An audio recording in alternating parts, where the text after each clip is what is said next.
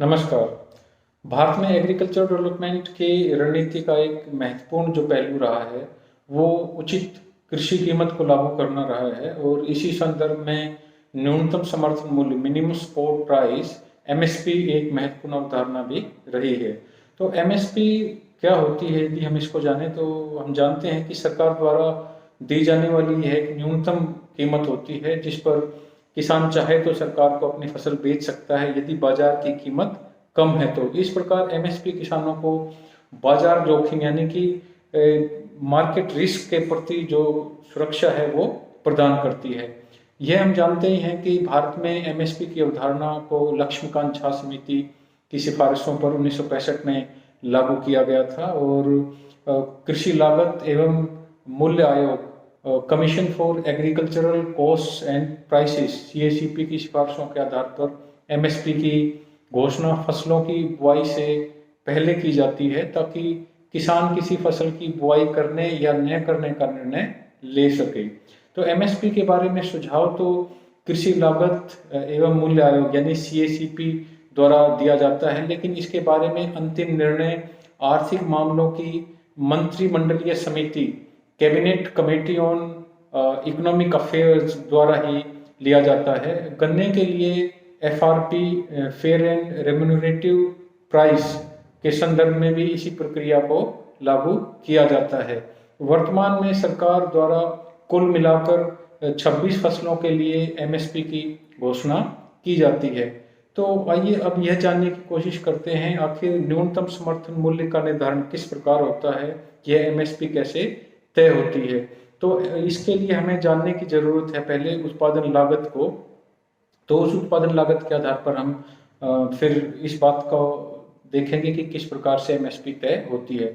तो भारत में फसलों के उत्पादन लागत को तय करने के दो स्टैंडर्ड प्रचलन में हैं। एक है C2 स्टैंडर्ड और दूसरा है A2 प्लस FL।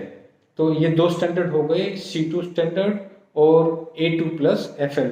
तो किसानों की जो फसल है उसमें उत्पादन में आने वाली लागतों को हम दो भागों में बांट सकते हैं। जितनी भी लागतें आती हैं, जितना भी खर्च आता है, तो उस पूरे खर्च को हम दो भागों में बांट सकते हैं। एक है स्पष्ट लागतें, दूसरी है नेक लागतें। इनको एक्सप्लिसिट और इम्प्लिसिट कॉस्ट कहते हैं। तो किसानों द्वारा फसल उत्पादन में वस्तु या रुपए के रूप में आने वाली लागतों को हम स्पष्ट लागत कहते हैं। दूसरा है निहित लागत, इम्प्लिसिट कॉस्ट। इसमें किसानों द्वारा फसल लागत में प्रयोग स्वयं के साधनों को शामिल किया जाता है। जो स्वयं के साधन होते हैं यदि उसको शामिल करता है तो उसको हम इम्प्लिसिट कॉस्ट कहते हैं। जैसे स्वयं की भूमि, स्वयं की पूंजी, जो पैसा है वो लगाया। इसी प्रकार से जो फैमिली लेबर है, पारिवारिक श्रम है, उसको लगाया। तो इस प्रकार से हम कह सकते हैं कि जो C2 है, C2 के मानक में इन सभी लागतों को शामिल किया जाता है, इसलिए इसको व्यापक लागत या कॉम्प्रिहेंसिव कॉस्ट कहा जाता है। तो ये जितनी भी लागतों की बात करी, एक्सप्लिसिट और इम्प्लिसिट में जितनी भी लागतें आई, उन सबको C2 में शामिल किया जाता है।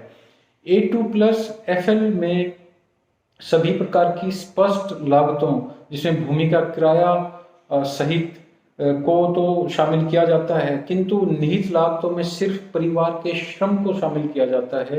इसमें परिवार के श्रम के लिए एक अनुमानित मजदूरी को शामिल कर लिया जाता है।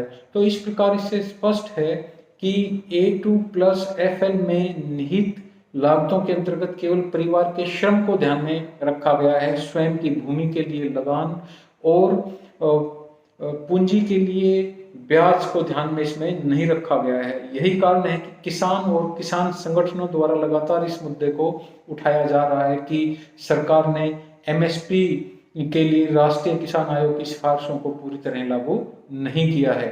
सीएसीपी द्वारा एमएसपी का सुझाव देते समय उत्पादन की लागतों को मुख्य आधार बनाया जाता है। ये हम जानते हैं कि उत्पादन की जो लागत है, किसान को जो उत्पादन करने में लागत आती है, उसको ध्यान में रखकर फिर एमएसपी तय की जाती है। सीएसीपी इस बात का ध्यान रखता है। तो इस संदर्भ में आयोग द्वारा जो पहले था वो C2 स्टैंडर्ड यानी कि C2 मानक को ध्यान में रखकर एमएसपी को तय किया जाता था। लेकिन सरकार ने फाइनेंशियल ईयर 2018-19 से A2+FL मानक को प्रयोग करने की घोषणा की।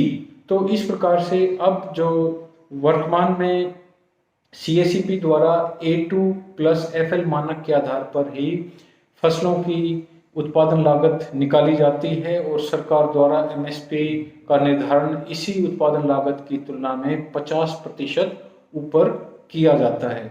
लेकिन किसानों का कहना यह है कि उन्हें फसलों की MSP C2 और उसमें 50% जोड़कर दिया जाना चाहिए।